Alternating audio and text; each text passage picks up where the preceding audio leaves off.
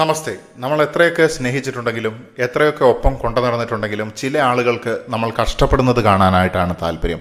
എന്തുകൊണ്ടാണ് അങ്ങനെ സംഭവിക്കുന്നത് എന്നുള്ളത് നമ്മളൊന്ന് പരിശോധിക്കാനായിട്ട് പോവുകയാണ്.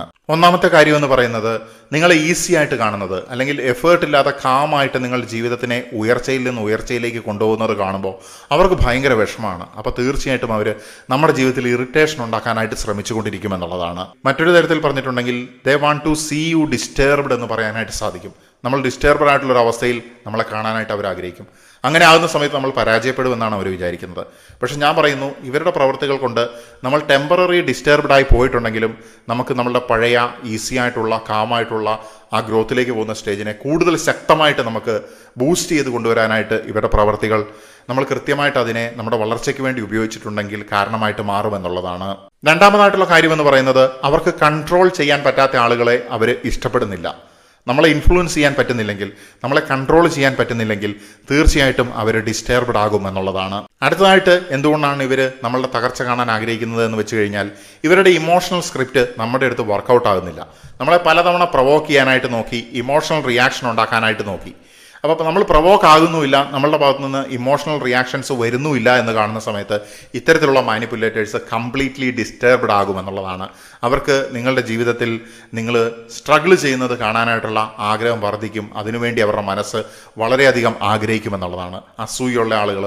അപ്പോൾ ഇവർ പല രീതിയിലുള്ള ഗ്യാസ് ലൈറ്റിങ്ങോ അല്ലെങ്കിൽ എന്ത് രീതിയിലുള്ള പ്രവൃത്തികളിലൂടെയും നമ്മളെ ഡിസ്റ്റർബ് ചെയ്യാനായിട്ട് ശ്രമിച്ചുകൊണ്ടിരിക്കും എന്നുള്ളതാണ്. അടുത്തതായിട്ടുള്ള കാര്യം എന്ന് പറയുന്നത്, അവരെ ഡിസ്റ്റർബ് ചെയ്യുന്നത് നിങ്ങളുടെ ഇൻഡിപെൻഡൻസ് ആണ്. നിങ്ങൾ സ്വതന്ത്രമായി നിങ്ങൾക്ക് അവരുടെ സഹായമില്ലാതെ തന്നെ ഒറ്റയ്ക്ക് കാര്യങ്ങൾ കൊണ്ടുപോകാനായിട്ട് സാധിക്കുന്നുവെന്ന് കാണുന്ന സമയത്ത് അവർക്ക് അവിടെ റോളില്ലാത്തതുപോലെ തോന്നുകയും അവർക്ക് നിങ്ങളോട് ഡിസ്റ്റർബൻസ് ഫീൽ ചെയ്യുകയും ചെയ്യും. നിങ്ങൾ സ്ട്രഗിൾ ചെയ്യുന്നത് കാണാനായിട്ട് അവർ വീണ്ടും ആഗ്രഹിക്കുമെന്നുള്ളതാണ്. മറ്റൊരു തരത്തിൽ പറഞ്ഞാൽ, നിങ്ങൾക്ക് അവരെ ആവശ്യമില്ല എന്നുള്ള തോന്നൽ അവർക്കുണ്ടാവുകയാണ്. ആ സമയത്ത് അവർക്ക് ഡിസ്റ്റർബൻസ് ഉണ്ടാവുകയാണ്. അടുത്തതായിട്ടുള്ള കാര്യം എന്ന് പറയുന്നത്, അവർക്ക് സമാധാനത്തിനെ മനസ്സിലാക്കാനായിട്ട് സാധിക്കുന്നില്ല. സമാധാനത്തിനെ അവർ ബോറിംഗ് ആയിട്ടുള്ള ഒരു അവസ്ഥയായിട്ട്, ബോർഡമായിട്ടാണ് കാണുന്നത്. അതുകൊണ്ട് അവർ ചെയ്യുകയാണ് ആ സമാധാനത്തിനെ നശിപ്പിക്കാനുള്ള പ്രവർത്തികൾ. അങ്ങനെ അവർ മറ്റുള്ളവരെ ഡിസ്റ്റർബ് ചെയ്യാനായിട്ട് ശ്രമിക്കുകയും അങ്ങനെ ആ സമാധാനത്തിന് പകരം ഈ മറ്റുള്ളവരെ ബുദ്ധിമുട്ടിക്കുന്നതിൽ നിന്ന് അവർക്ക് എൻഗേജ്ഡ് ആയതുപോലത്തെ ഒരു തോന്നൽ, അവരുടെ ഉള്ളിലെ തന്നെ ഒറ്റപ്പെടലും ശൂന്യതയും പരാജയത്തിനെയും ഒക്കെ നിറയ്ക്കാനായിട്ട് അവർക്ക് ഇങ്ങനെ തോന്നുകയാണ്. യഥാർത്ഥത്തിൽ അത് ഫേക്കായിട്ടുള്ള ഒരു അവസ്ഥയാണ്.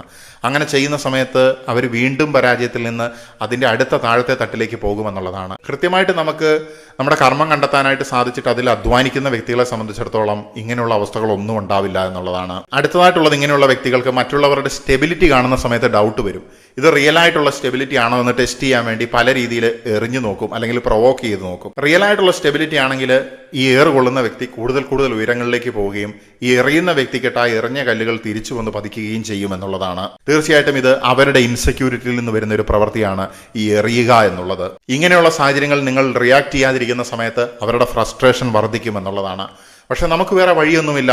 നമ്മൾ റിയാക്ട് ചെയ്യാതിരിക്കുക, സ്ട്രാറ്റജിക്കൽ ബ്രില്യൻസോടുകൂടി ഇമോഷനല്ല ഇൻ്റലിജൻസ് ഉപയോഗിച്ചുകൊണ്ട് മുന്നോട്ട് പോകുന്ന സമയത്ത് ഏത് രീതിയിലുള്ള ശത്രുവിനെ ആയാലും മറികടന്നുകൊണ്ടും അവരുടെ ഏത് രീതിയിലുള്ള പ്രവർത്തികളാണെങ്കിലും അതൊക്കെ ജീവിതത്തിൽ ഗുണകരമായിട്ട് വരുത്തിക്കൊണ്ട് മുന്നോട്ട് പോകാനായിട്ട് സാധിക്കും.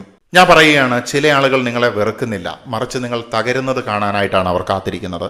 അവരുടെ മുന്നിൽ തകർന്നു പോകാതെ മുന്നോട്ട് പോകണമെന്നുണ്ടെങ്കിൽ കൃത്യമായിട്ട് ബൗണ്ടറി ചെയ്തുകൊണ്ട് അവരിൽ നിന്ന് അകന്ന് അവരുടെ നമ്മളെ മേലുള്ള നിയന്ത്രണത്തിനെ കുറച്ചുകൊണ്ടും എന്നാൽ അതേസമയം സ്ട്രാറ്റജിക്കലായിട്ട് അവരെ ബ്ലോക്ക് ചെയ്തുകൊണ്ടും നമ്മൾ മുന്നോട്ട് പോവുക എന്നുള്ളതാണ്. കാരണം കർമ്മം എന്നുള്ളതാണ് ഏറ്റവും പ്രധാനപ്പെട്ട കാര്യം. അപ്പം നമ്മളുടെ ലക്ഷ്യത്തിലേക്ക് കൃത്യമായിട്ട് എത്തിച്ചേരുക. ചെറിയ ചെറിയ ലക്ഷ്യങ്ങളല്ല, മഹത്തരമായിട്ടുള്ള ലക്ഷ്യമെന്ന് പറയുന്നത് ആത്മാവിൻ്റെ ഹിതമനുസരിച്ചുകൊണ്ട് നമ്മുടെ കർമ്മത്തിനെ മുന്നോട്ട് കൊണ്ടുപോവുക എന്നുള്ളതാണ്. കർമ്മത്തിലൂടെ നമുക്കെല്ലാവർക്കും ആത്മസാക്ഷാത്കാരം നേടാനായിട്ട് സാധിക്കട്ടെ എന്ന് ആശംസിച്ചുകൊണ്ട് തൽക്കാലത്തേക്ക് ബോധമണ്ഡല വികാസത്തിലൂടെ ജ്ഞാനോദയത്തിലേക്ക് എത്തുവാനായിട്ടും നമുക്ക് പരിശ്രമിച്ചുകൊണ്ടിരിക്കാം എന്ന് പ്രത്യാശിച്ചുകൊണ്ട് തൽക്കാലത്തേക്ക് തുടരുവാൻ വേണ്ടി നിർത്തുകയാണ്. നമസ്തേ.